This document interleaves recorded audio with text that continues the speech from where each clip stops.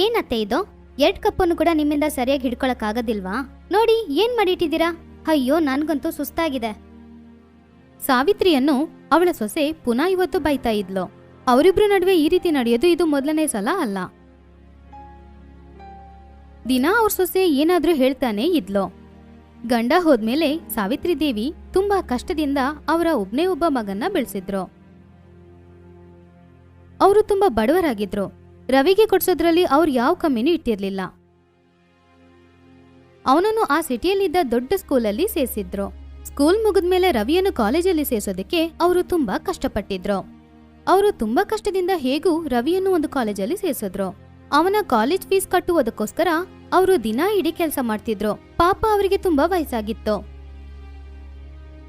ಒಂದಿನ ರವಿಗೆ ಕಾಲೇಜ್ ಮುಗಿದ್ಮೇಲೆ ಏನ್ ನಡೀತು ಅಂದ್ರೆ, ಮಾ ನಂಗೆ ಕಾಲೇಜ್ ಮುಗೀತಮ್ಮ. ನಗರದಲ್ಲಿ ನಂಗೆ ಒಳ್ಳೆ ಜಾಬ್ ಸಿಕ್ಕಿದೆ ಅಮ್ಮ. ಆಶೀರ್ವಾದ ಮಾಡಮ್ಮ. ಯಾವಾಗ್ಲೂ ಚೆನ್ನಾಗಿರ್ಬೇಕಪ್ಪ. ಆ ದೇವ್ರು ಜಗತ್ತಿಲಿರುವ ಎಲ್ಲ ಸಂತೋಷ ನಿನಗೆ ಕೊಡ್ತಾರೆ. ಮತ್ತೆ ಇನ್ನೊಂದಮ್ಮ, ಹೇಳಪ್ಪ. ನಾಳೆಯಿಂದ ನೀನು ಕೆಲ್ಸಕ್ಕೆ ಹೋಗ್ಬೇಡ. ನಾಳೆಯಿಂದ ನೀನು ಮನೇಲೇ ಇರಬೇಕು. ಇನ್ಮುಂದೆ ನಿಂಗೆ ನಿಮ್ಮ ಮಗ ಸಂಪಾದನೆ ಮಾಡಿ ಕೊಡ್ತಾನಮ್ಮ. ಇನ್ಮುಂದೆ ನಾನು ನಿನ್ನ ಸಂತೋಷವಾಗಿಟ್ಕೋತೀನಿ. ನೀನು ತುಂಬಾ ಕಷ್ಟಪಟ್ಬಿಟ್ಟೆ ಅಮ್ಮ. ಮತ್ತೆ ಇಲ್ಲಿ ನೋಡು, ನಿಂಗೋಸ್ಕರ ಏನ್ ತಂದಿದ್ದೀನಿ ಅಂತ. ರವಿ ಅವನ ಜೇಬಿಂದ ಒಂದು ಬಾಕ್ಸ್ ತೆಗೆದು ಅಮ್ಮನತ್ರ ಕೊಟ್ಟ. ಅವನಮ್ಮ ಅದನ್ನು ತೆರೆದು ನೋಡಿದ್ರು. ಆ ಬಾಕ್ಸ್ ಅಲ್ಲಿ ಅವಳ 2 ಬಳೆ ಇತ್ತು. ಅದನ್ನು ಅವನ ಕಾಲೇಜ್ ಫೀಸ್ಗೋಸ್ಕರ ಅವಳು ಹೋದ ವರ್ಷ ಅಡಮಾನ ಇಟ್ಟಿದ್ಲು. ಈಗ ಅವನ ತಾಯಿಯ ಕಣ್ಣಲ್ಲಿ ನೀರು ತುಂಬಿತು. ಆದ್ರೆ ಇದನ್ ಹೇಗ್ ತಗೊಂಡ್ ಬಂದೆಪ್ಪ? ನಾ ಸ್ವಲ್ಪ ದುಡ್ಡನ್ನ ಕೂಡಾಕಿದ್ದೆ, ಅದರಿಂದಲೇ ತಂದೆ. ಉಳ್ದಿದ್ದ ದುಡ್ಡು ಸಂಬಳ ಬಂದ್ಮೇಲೆ ಕೊಟ್ಬಿಡ್ತೀನಮ್ಮ. ಸಾವಿತ್ರಿ ದೇವಿ ಸಂತೋಷದಿಂದ ಅವನನ್ನು ಅಪ್ಪಿಕೊಂಡ್ಲು. ಆ ದಿನದಿಂದ ಅವರಿಬ್ರು ಸುಖ ಸಂತೋಷದಿಂದ ಬಾಳ್ತಿದ್ರು. ಆದ್ರೆ ಈ ಸಂತೋಷ ಸ್ವಲ್ಪ ದಿನ ಮಾತ್ರ ಅವಳಿಗೆ ಇತ್ತು. ಸಾವಿತ್ರಿ ದೇವಿ ರವಿಗೆ ಮದುವೆ ಮಾಡ್ಬೇಕು ಅನ್ನುವ ಆಸೆಯಲ್ಲಿ ಅವನಿಗೋಸ್ಕರ ಒಂದು ಹುಡುಗಿಯನ್ನು ನೋಡಿದ್ರು. ಮುಂದಿನ ಬೆಳಿಗ್ಗೆ ರವಿ ಊಟ ಮಾಡ್ತಿರ್ಬೇಕಾದ್ರೆ ಅವನ ತಾಯಿ, ಮಗ, ಸುಮಾರು ದಿನದಿಂದ ನಿನ್ನತ್ರ ಒಂದು ವಿಷಯ ಮಾತಾಡ್ಬೇಕು ಅಂತ ಅಂದ್ಕೊಂಡಿದ್ದೆ. ಹೇಳಮ್ಮ. ಅದೇನಿಲ್ಲಪ್ಪ, ಈ ಮನೆಗೆ ಒಬ್ಳು ಸೊಸೆ ಬಂದ್ರೆ ಚೆನ್ನಾಗಿರುತ್ತೆ. ನಾನು ನಿನಗೋಸ್ಕರ ಒಂದು ಹುಡುಗಿ ಹುಡುಕಿಟ್ಟಿದ್ದೀನಿ. ಹುಡುಗಿನ ನಾನ್ ನೋಡಿದ್ದೀನಿ. ನಿಂಗಿಷ್ಟ ಆದ್ರೆ ಅದ್ ಸಾಕು. ನಿಜಾನಾ? ಎಲ್ಲಿ? ಆ ಹುಡುಗಿ ಫೋಟೋ ತೋರ್ಸು. ರವಿ ಅವನ ಫೋನಲ್ಲಿದ್ದ ಆ ಹುಡುಗಿಯ ಫೋಟೋ ತೋರ್ಸದ. ಸಾವಿತ್ರಿ ಅವರಿಗೆ ಆ ಹುಡುಗಿ ಅಷ್ಟು ಇಷ್ಟ ಆಗ್ಲಿಲ್ಲ. ಆದ್ರೆ ಮಗನ ಇಷ್ಟಕ್ಕೋಸ್ಕರ ಅವರು ಒಪ್ಕೊಂಡ್ರು. ಆ ಹುಡುಗಿ ಬೇರೆ ಯಾರೂ ಅಲ್ಲ, ಕವಿತಾ. ಅವಳು ರವಿ ಜೊತೆ ಆಫೀಸ್ನಲ್ಲಿ ಕೆಲಸ ಮಾಡ್ತಿದ್ಲು. ಆಮೇಲೆ ಅವರಿಬ್ಬರ ಮದ್ವೆ ನಡೀತು. ಕವಿತಾ ಸೊಸೆಯಾಗಿ ಅವರ ಮನೆಗೆ ಬಂದಿದ್ಲು. ಮೊದಲು ಸ್ವಲ್ಪ ದಿನಗಳ ತನಕ ಎಲ್ಲ ಸರಿಯಾಗಿ ನಡೀತಿತ್ತು. ಆಮೇಲೆ ಸ್ವಲ್ಪ ದಿನಗಳಲ್ಲಿ ಕವಿತಾ ಅವಳ ನಿಜವಾದ ಬಣ್ಣ ತೋರ್ಸದ್ಲು. ನನ್ನಿಂದ ಇವೆಲ್ಲ ಆಗೋದಿಲ್ಲ. ಮೊದಲು ಆಫೀಸ್ಗೆ ಹೋಗ್ಬೇಕು, ಆಮೇಲೆ ಬಂದು ಅಡ್ಗೆ ಮಾಡ್ಬೇಕು. ಇದೆಲ್ಲ ಮಾಡ್ಬೇಕಂದ್ರೆ ಯಾವ್ದಾದ್ರು ಕೆಲಸದವಳು ಇಟ್ಕೊಳ್ಬೋದಲ್ವಾ? ನಾನ್ ಯಾಕೆ? ಅದೆಲ್ಲದಕ್ಕಿಂತ ಜಾಸ್ತಿ ನಿಮ್ಮ ಅಮ್ಮನ್ ಬೇರೆ ನಾನು ನೋಡ್ಕೋಬೇಕು. ನಿನಗ್ ಗೊತ್ತಾ, ನನ್ನ ಫ್ರೆಂಡ್ಸ್ ಮುಂದೆ ನಿಮ್ಮ ಅಮ್ಮ ಬಂದು ನಿಂತ್ಕೊಳ್ವಾಗ ನನಗೆ ಎಷ್ಟು ನಾಚಿಕೆ ಆಗ್ತಿದೆ ಅಂತ.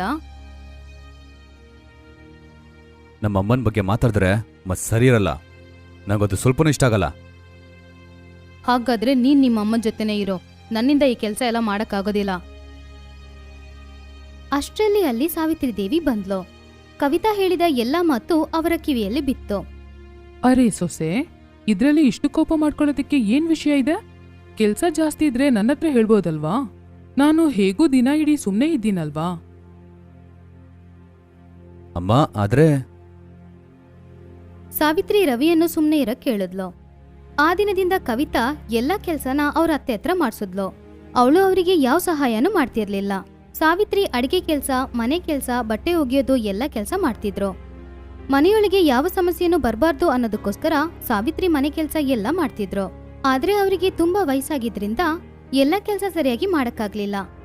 ಆ ಸಮಯದಲ್ಲಿ ಕವಿತಾ ಅವಳಿಗೆ ಒಂದು ಚಾನ್ಸ್ ಸಿಕ್ಕಿದ್ರೆ ಸಾಕು, ಅವರನ್ನು ಚೆನ್ನಾಗಿ ಬೈದ್ಬಿಟ್ಟು ಆಮೇಲೆ ಗಂಡನ ಬಳಿ ಹೋಗಿ ಅವ್ರ ಮೇಲೆ ಚಾಡಿ ಹೇಳ್ತಿದ್ಲು. ಈ ದಿನ ಸಾವಿತ್ರಿ ಕೈಯಿಂದ ಆ ಕಪ್ಪುಗಳು ಒಡೆದೋಗಿದ್ರಿಂದ ಕವಿತಾ ಅವರನ್ನು ಬೈತಿದ್ಲು. ಇಲ್ ನೋಡಪ್ಪ ರವಿ, ಸುಮಾರು ದಿನದಿಂದ ಆಸೆ ನನಗೆ ಬದ್ರಿನಾಥ್ಗೆ ಹೋಗ್ಬೇಕು ಅಂತ. ನನಗೆ ಗೊತ್ತಿಲ್ಲ ಇನ್ನು ಎಷ್ಟು ದಿನ ನಾನು ಜೀವಂತವಾಗಿರ್ತೀನಿ ಅಂತ. ನಾನು ಅಲ್ಲಿಗೆ ಹೋಗಿ ಬರ್ಬೋದಾ? ರವಿ ಯಾವ ಉತ್ತರನೂ ಕೊಡೋದಕ್ಕಿಂತ ಮುಂಚೆನೆ ಕವಿತಾ ಅಲ್ಲಿಗೆ ಬಂದ್ಲು. ಈಗ ಈ ಖರ್ಚೆಲ್ಲ ಮಾಡ್ಬೇಕಾ? ಈಗಾಗ್ಲೇ ಸಾಲ ಜಾಸ್ತಿ ಇದೆ. ಹಣ ಬಂದ್ಮೇಲೆ ಅವ್ರು ಹೋದ್ರೆ ಸಾಕು. ಆಗ ರವಿ ಏನೂ ಹೇಳಿಲ್ಲ. ಸಾವಿತ್ರಿ ದೇವಿ ಅಲ್ಲಿಂದ ಚಿಂತೆಯಿಂದ ಹೋಗ್ಬಿಟ್ಲು. ಆ ದಿನ ರಾತ್ರಿ, ಇಲ್ ನೋಡಿ, ನಿಮ್ ತಾಯಿದುಗಳು ದಿನ ದಿನ ಜಾಸ್ತಿ ಆಗ್ತಾನೆ ಇದೆ. ಇವತ್ತು ಬದ್ರಿನಾಥ್ಗೆ ಹೋಗ್ಬೇಕು ಅಂತ ಹೇಳ್ತಾರೆ, ನಾಳೆ ಇನ್ನೆಲ್ಲಾದ್ರೂ ಹೋಗ್ಬೇಕು ಅಂತ ಹೇಳ್ತಾರೆ. ನನ್ ಮಾತ್ ಕೇಳಿ ಇವ್ರನ್ನು ವೃದ್ಧಾಶ್ರಮದಲ್ಲಿ ಸೇರಿಸ್ಬೇಡಿ.